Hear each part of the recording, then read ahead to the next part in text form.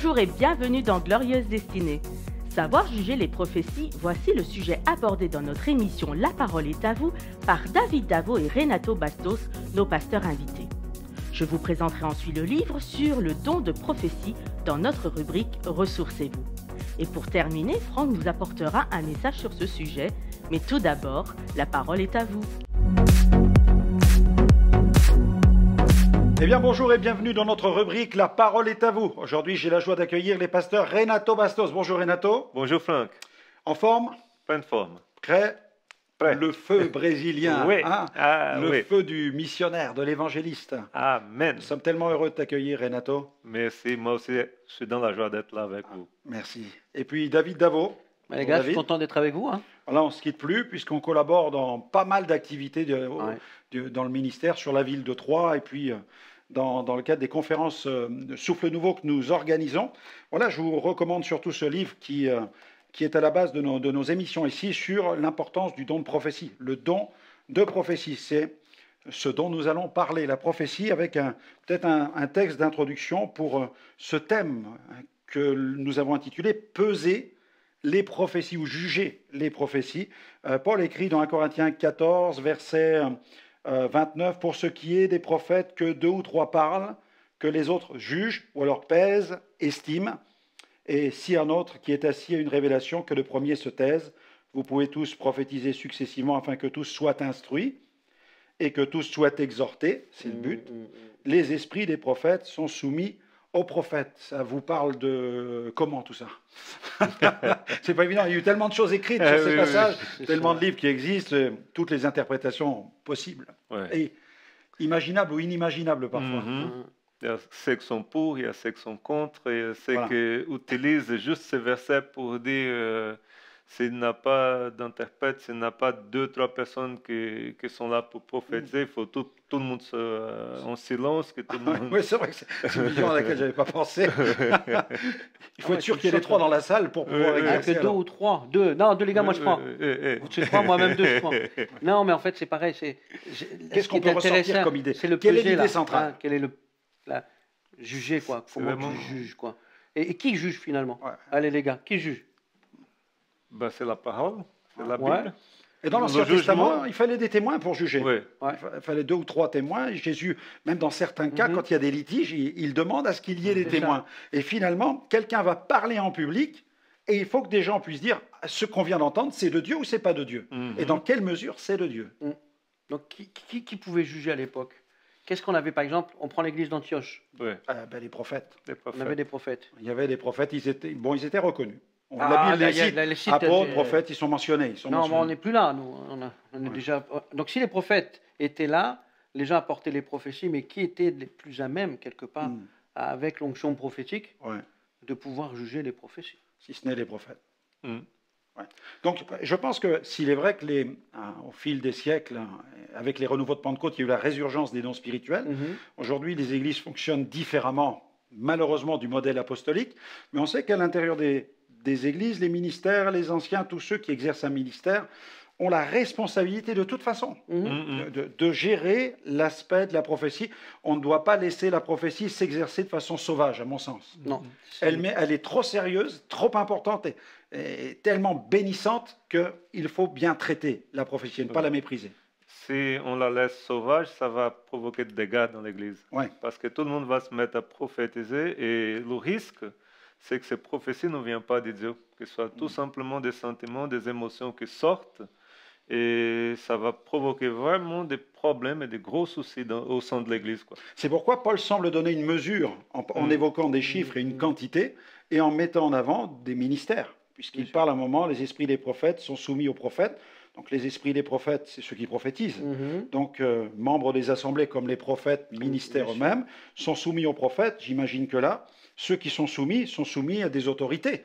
Donc là, il parle certainement des ministères de prophètes. Il ne parle pas de celui qui... parle pas de celui qui est hors de lui-même, quoi. Non. Il y a eu des traductions comme ça, on a dit, il faut être maître de soi-même. D'ailleurs, il faut être maître de soi-même.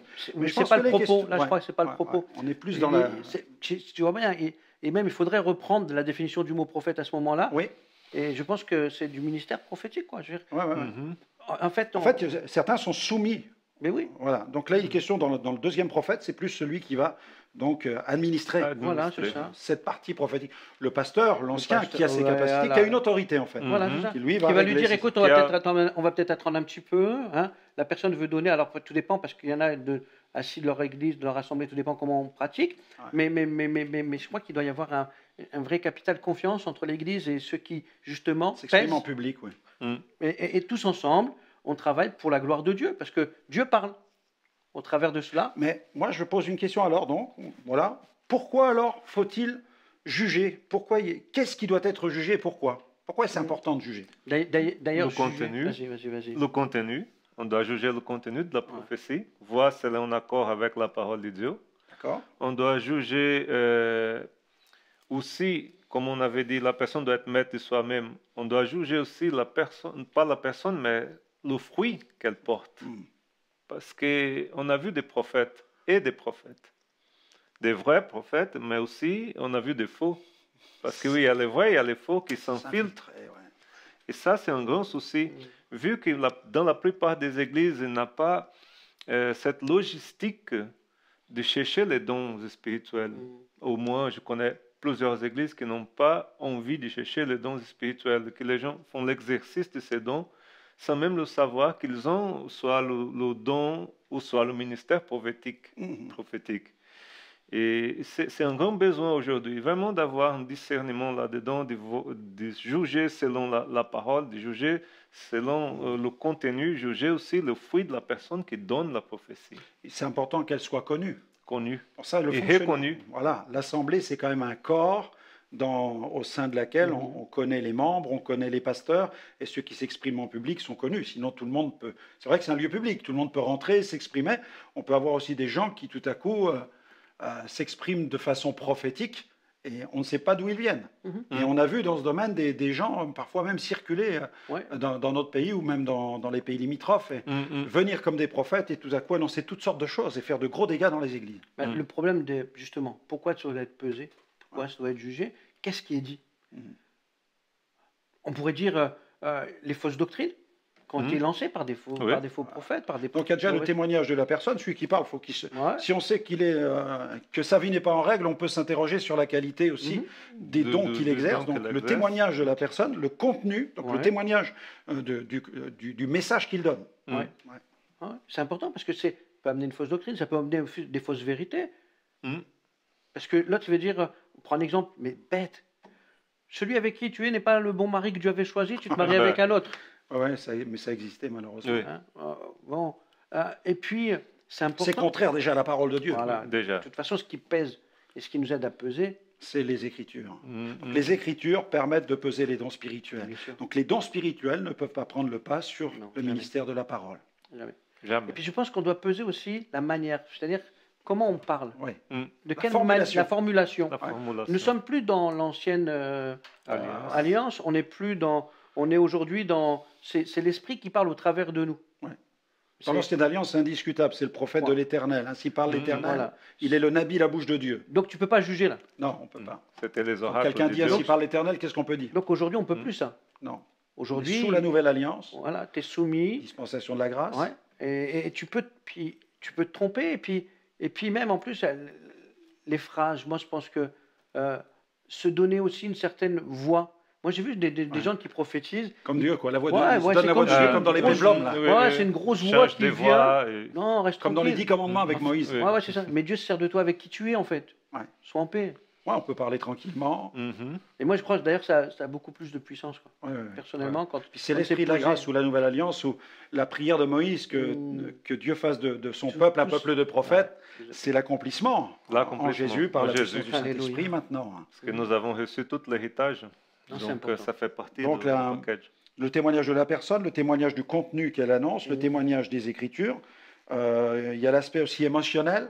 Donc c'est important d'être aussi maître de soi. C'est important de ne pas laisser les émotions prendre le pas sur ce que nous avons reçu. Voilà. On pourrait aussi terminer par une citation de Wigglesworth qui disait « La prophétie est spoliée quand les gens ne savent pas s'arrêter. » C'est bien dit. Là aussi, parfois, il faut savoir...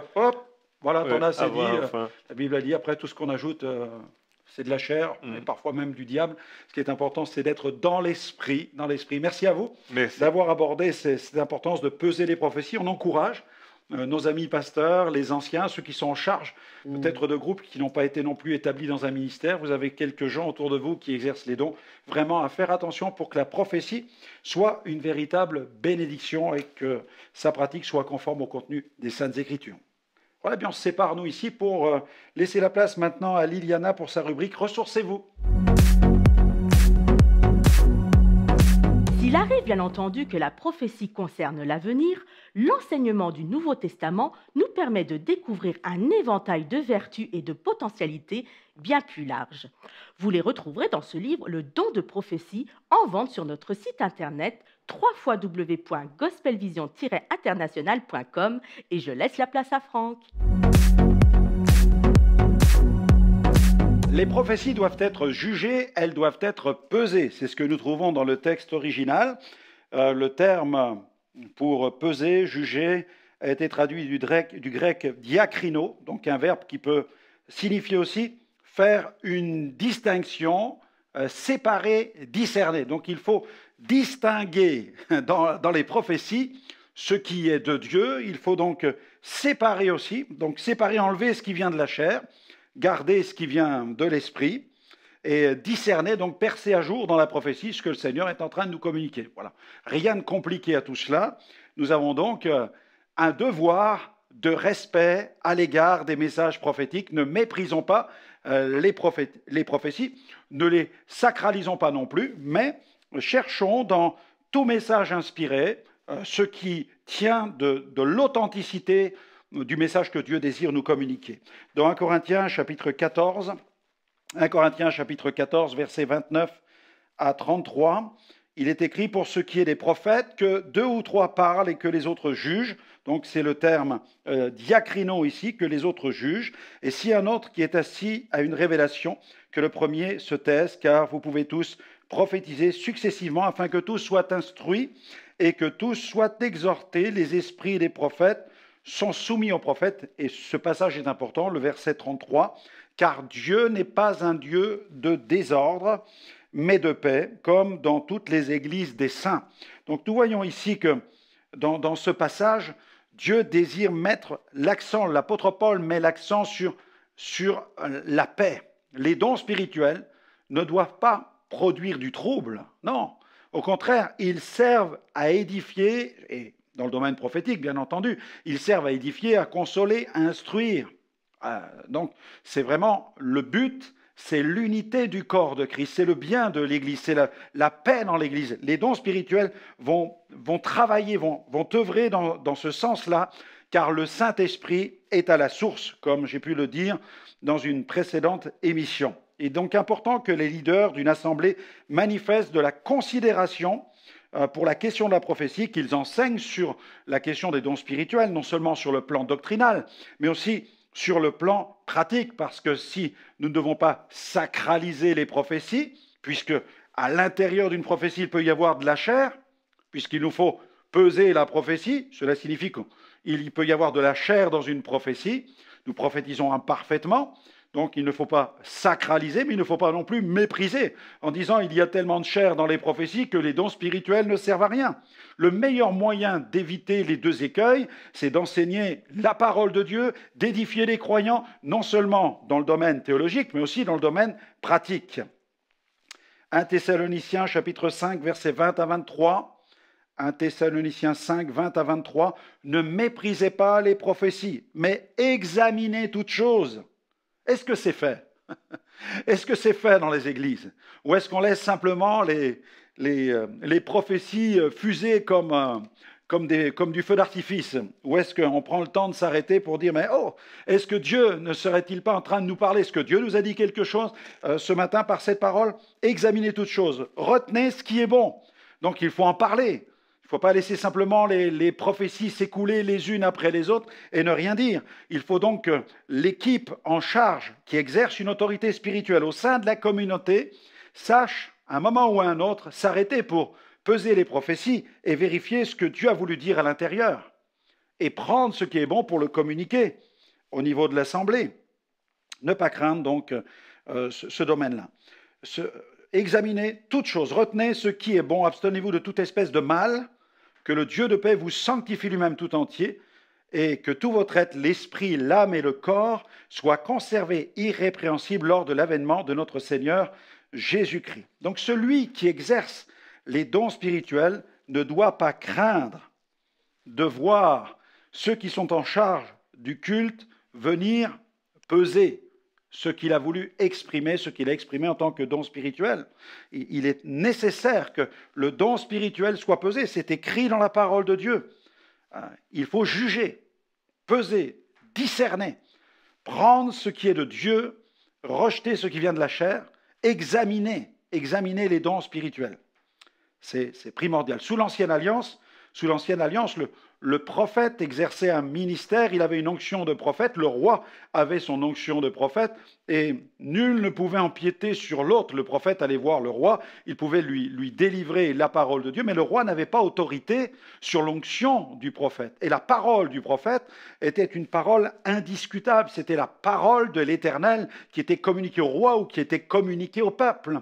Sous la Nouvelle Alliance, c'est tout à fait différent. L'administration du domaine prophétique est totalement différente. Chaque racheté, chaque, citoyen du royaume, chaque membre du peuple peut être appelé à exercer un don spirituel s'il était baptisé dans le Saint-Esprit, s'il est rempli du Saint-Esprit et qu'il aspire au don spirituel. Il peut être mené à exercer des dons de révélation, des dons d'inspiration. Et ces dons qui s'expriment dans le cadre de la communauté sont appelés à être pesés, à être jugés par ceux qui sont en charge, les ministères dons de Christ, selon Éphésiens 4. Donc les dons spirituels sont appelés à être pesés. Ils sont soumis au collège des conducteurs spirituels. Il y a vraiment une nécessité de peser les prophéties. Dans 1 Corinthiens, chapitre 13, versets 9 à 12, l'apôtre Paul écrit « Car nous connaissons en partie ». Voilà pourquoi il faut peser. Nous connaissons en partie, nous prophétisons en partie. Mais quand ce qui est parfait sera venu, ce qui est partiel disparaîtra. Lorsque j'étais enfant, je parlais comme un enfant, je pensais comme un enfant, je raisonnais comme un enfant. Lorsque je suis devenu homme, j'ai fait disparaître ce qui était de l'enfant. Aujourd'hui, nous voyons au moyen d'un miroir, d'une manière obscure, mais alors nous verrons face à face, lorsque nous serons face au Seigneur. Aujourd'hui, je connais en partie, mais alors je connaîtrai comment j'ai été connu. Donc Paul enseigne que l'esprit des prophètes doit être soumis aux prophètes et que les prophéties doivent être jugées ou pesées. Pourquoi ? Qu'est-ce qui justifie cette précaution ? Ce sont les inexactitudes sur le plan doctrinal. Il nous faut peser les prophéties, il nous faut donc peser le contenu doctrinal. Est-ce que ce contenu est conforme à la parole de Dieu ? Nous savons que les chrétiens de Bérée avaient des sentiments nobles et ils veillaient si tout ce qu'on leur disait était conforme à la parole de Dieu. Ce n'étaient pas des discuteurs, ils n'étaient pas là pour décortiquer les Écritures ou chercher à voir toutes les fautes que l'on pouvait trouver dans la bouche du prédicateur. Non, leurs sentiments étaient nobles. Ce n'est pas comme certains qui aiment à diviser les églises et à discuter tout ce qui est annoncé derrière le pupitre et on cherche, entre guillemets, la petite bête dans la prédication du pasteur. Non, les Béréens avaient des sentiments nobles et ils vérifiaient si tout ce qu'on leur disait était conforme à la vérité biblique. Les inexactitudes sur le plan doctrinal doivent donc être vérifiées. Il faut vraiment vérifier cela. Il y a des écarts. S'il y a des écarts concernant la parole de Dieu, il faut aussi le noter. Le Saint-Esprit, lui, est parfait, mais le canal au travers duquel le don s'exprime est imparfait. C'est pourquoi toute inexactitude relève de la faiblesse de l'homme et non de l'Esprit Saint qui donne le don spirituel. Paul enseigne dans 2 Corinthiens 4, 7, « Nous portons ce trésor dans des vases de terre afin que cette grande puissance soit attribuée à Dieu et non pas à nous. » Donc celui qui exerce le don, la prophétie, sous la nouvelle alliance, doit savoir que ce qu'il déclare ne peut se substituer à l'autorité de la parole de Dieu. Mais même s'il est inspiré, les paroles qu'il reçoit ne sont pas non plus destinées à venir compléter les Saintes Écritures. Non, ce sont des paroles inspirées, ce sont des paroles qui portent le souffle du Saint-Esprit, mais ces paroles qui sont véhiculées par les prophéties, par les paroles de sagesse, par les paroles de connaissance, ne sont pas appelés à être consignés dans un nouveau livre que l'on va ajouter à la parole de Dieu. Non, cette parole prophétique, la Bible, est unique et on ne peut rien y ajouter et rien retrancher de cette parole. Donc c'est pourquoi nous ne devons pas craindre de juger les prophéties, parce que ce sont des hommes, des rachetés, des canaux humains qui s'expriment sous l'onction du Saint-Esprit et qui véhiculent une pensée que leur donne le Saint-Esprit. Le don de prophétie. Est-ce seulement donner une prédiction d'événements futurs concernant notre vie privée ou la destruction de notre planète? Non, bien sûr. Le Nouveau Testament nous révèle un éventail beaucoup plus large de la grâce incarnée par le don de prophétie. Vous souhaitez en savoir plus? Alors commandez ce livre sur notre site internet www.gospelvision-international.com. Il y a aussi des exagérations parfois au niveau de la formulation. Donc toutes ces expressions « ainsi parle l'Éternel »,« oracle de l'Éternel » sont à proscrire. Pourquoi? Eh bien tout simplement parce que si quelqu'un déclare et introduit sa prophétie en disant « ainsi parle l'Éternel » ou « oracle de l'Éternel », qui peut juger? Qui va se permettre de dire « nous pouvons maintenant juger, peser, estimer cette parole ». Si quelqu'un dit « oracle de l'Éternel » ou « parole de l'Éternel », c'est fichu, c'est fichu. Donc c'est pourquoi sous la Nouvelle Alliance, nous ne pouvons pas utiliser de telles formules.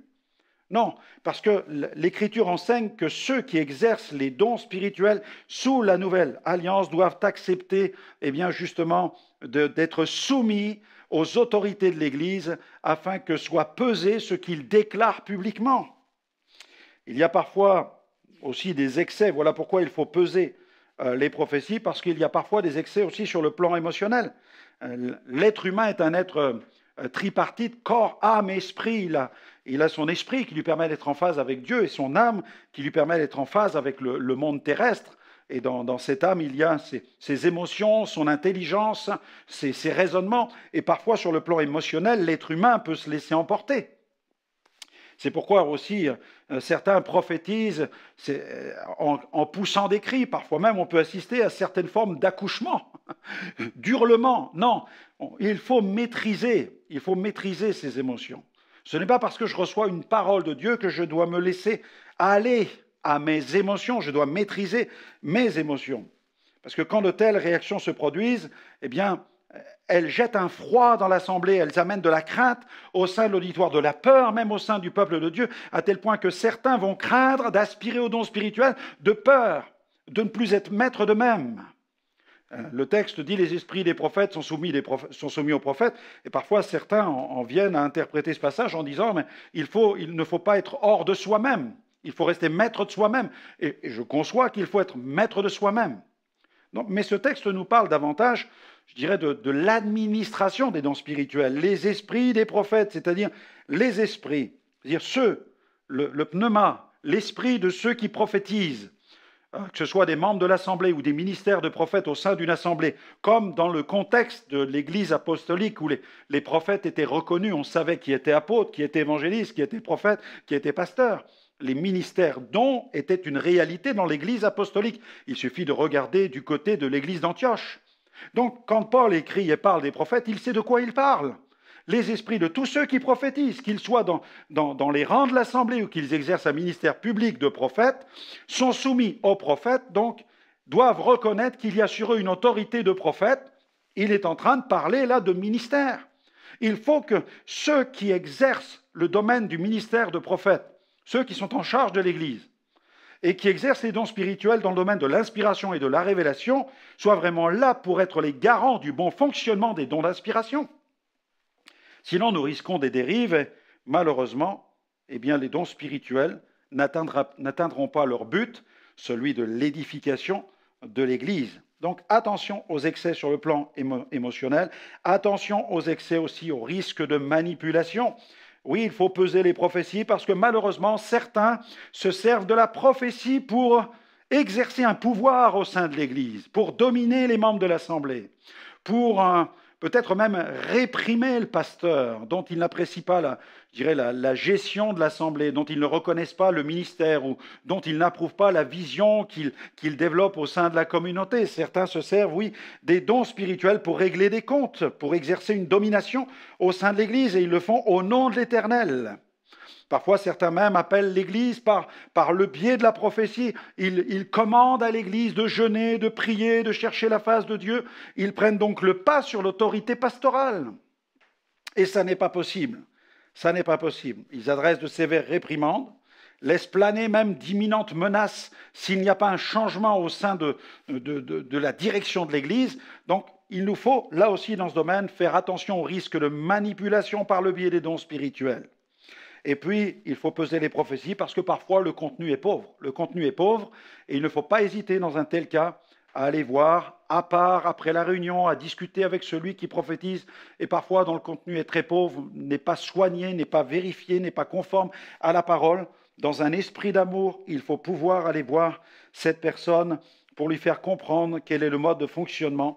Ne pas se montrer trop répressif sous peine d'éteindre l'esprit, mais au contraire, venir le voir dans un esprit d'amour pour l'exhorter à veiller, à bien peser la parole qu'il reçoit pour bien la communiquer, afin que cette parole soit véritablement une bénédiction. La pauvreté des contenus doit être aussi combattue. Et puis il y a le danger parfois du désordre, où certains n'hésitent pas à prophétiser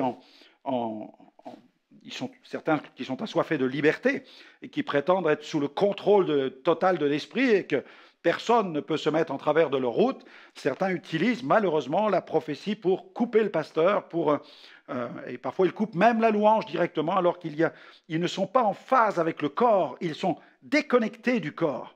Alors les dons spirituels doivent s'exercer dans cet esprit d'unité, Je ne vais pas couper cette onction d'adoration alors que tout le monde est en train d'adorer le Seigneur, tout à coup me mettre à prophétiser pour interrompre ce moment d'adoration. Ou même, alors que le pasteur est sous l'onction de l'Esprit et prêche la parole, je ne vais pas me mettre à prophétiser pour interrompre sa prédication parce que Dieu aurait quelque chose d'imminent et d'important à dire, supérieur à la prédication du pasteur. Non, là aussi, il nous faut dans ce domaine faire attention au désordre afin que les dons spirituels soient une véritable bénédiction pour le corps de Christ. Le ministère de Franck et Liliane Alexandre, c'est tout d'abord prêcher l'Évangile dans des missions en France et à l'étranger, où Dieu se manifeste par des signes, des miracles et des prodiges. C'est un atelier de production-publication où sont réalisés tous ces livres, CD et DVD. Ce sont diverses émissions télévisées, diffusées par satellite et relayées par notre site web. Et ce sont enfin des rencontres de renouveau pentecôtiste ouvertes à tous les chrétiens qui veulent progresser dans l'exercice des dons spirituels. Retrouvez-nous sur les réseaux sociaux.